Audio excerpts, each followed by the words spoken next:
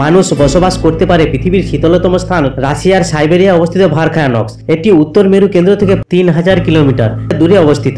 ভারখায়ানক্স শহরের অবস্থানের কারণে এটি অত্যন্ত শীতলতম স্থান। এখানে গ্রীষ্মকালও বেশ শীতল, শীতকালে তাপমাত্রা -50 ডিগ্রি সেলসিয়াসের নিচে নেমে যায়। এই শহরের সর্বনিম্ন তাপমাত্রা রেকর্ড করা হয়েছিল 1933 সালের 18 জানুয়ারি।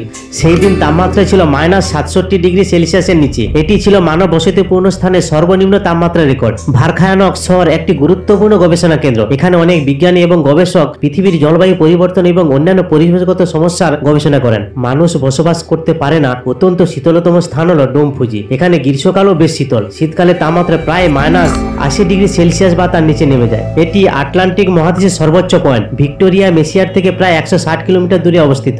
ডোম ফুজির সর্বনিম্ন তাপমাত্রা রেকর্ড করা হয়েছিল 1983 সালের 21 জুলাই। সেই দিন তাপমাত্রা ছিল -89.2 ডিগ্রি সেলসিয়াস। এটি ছিল মানব বসতিহীন সর্বনিম্ন তাপমাত্রা রেকর্ড।